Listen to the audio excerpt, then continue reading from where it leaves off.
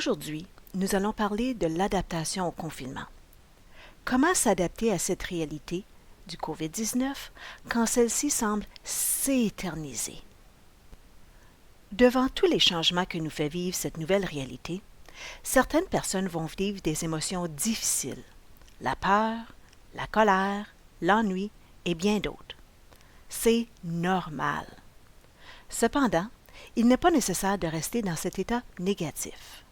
Par l'entremise de cette petite présentation, je vais vous montrer quelques astuces afin de vous aider à modifier vos pensées, votre état d'âme et votre attitude, de façon à envisager les événements de cette situation avec positivisme. Pendant cette période de confinement, nombreux sont ceux et celles qui s'évadent dans le monde des écrans.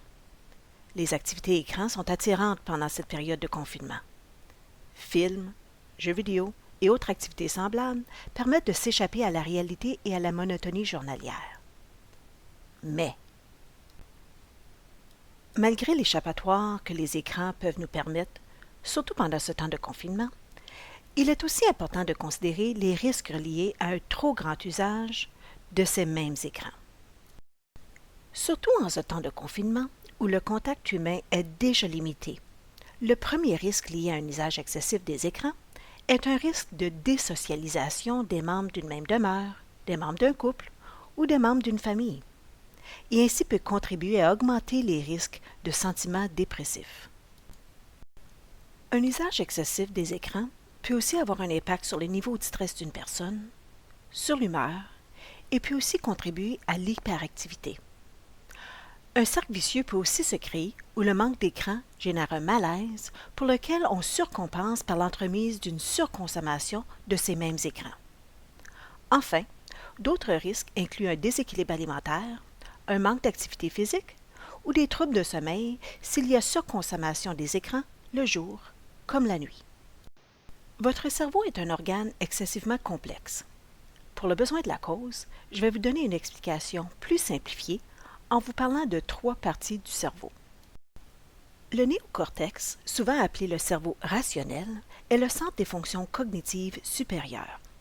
C'est la partie du cerveau qui gère le quotidien, les horaires. C'est la partie du cerveau qui s'occupe du raisonnement logique et qui peut considérer des événements abstraits et considérer des événements à long terme. Le système limbique, ou le cerveau émotionnel, est l'ensemble des zones du cerveau connues pour la gestion de la mémoire et la régulation des émotions. Le tronc cérébral, ou le cerveau reptilien, est le directeur de la survie. Il est responsable des besoins primaires, des besoins physiologiques, et doit analyser rapidement des milliers de données.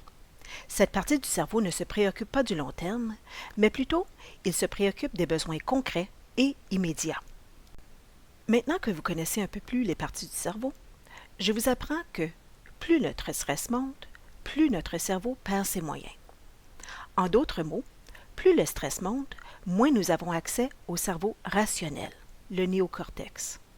Lorsque notre tronc cérébral prend la relève, nous raisonnons moins de façon logique. La pensée à long terme et la planification deviennent plus difficiles. Tout comme pour la personne qui se retrouve à la retraite après avoir travaillé pendant de nombreuses années, le confinement à long terme peut avoir un impact sur notre identité et notre rythme de vie. Ainsi, pour contrebalancer les choses, le développement d'une routine est essentiel à la santé mentale.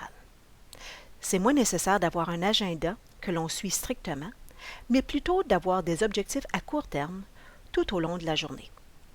Alors, quels sont les objectifs que nous pouvons nous fixer facilement dans une journée? La pyramide de Maslow est une bonne source d'inspiration. Premièrement, il est important de s'occuper de ses besoins de base, le sommeil et l'alimentation. Bien que l'on parle de besoins physiologiques, manger, se lever et se coucher à des heures régulières sont essentiels à une bonne santé mentale. La faim et la fatigue sont sources de stress.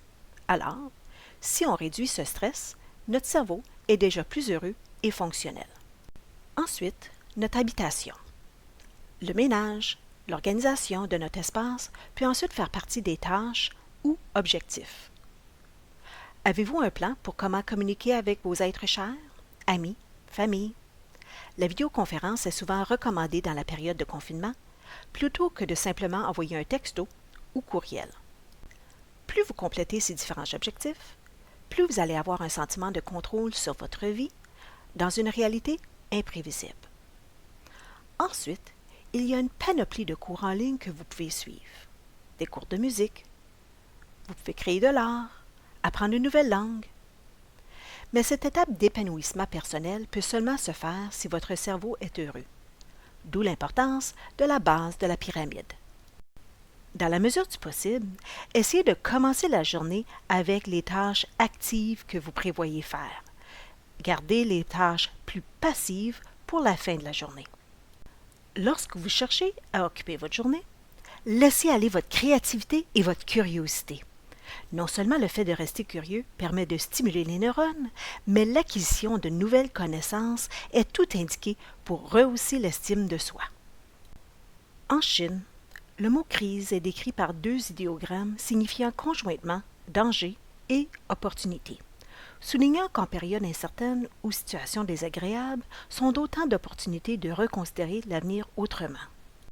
Prenez donc cette période de confinement pour découvrir tout un monde de nouvelles activités.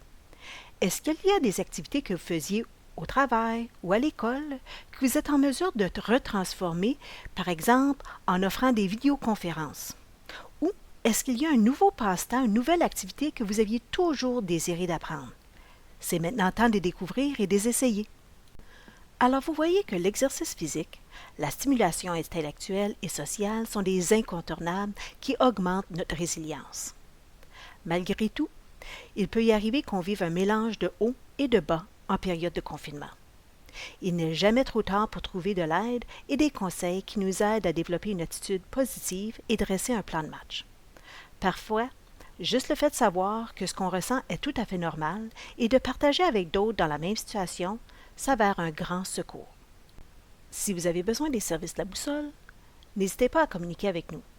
Vous pouvez le faire par téléphone au 613-742-2483, poste 2090 ou par courriel à laboussole@collegelacité.ca.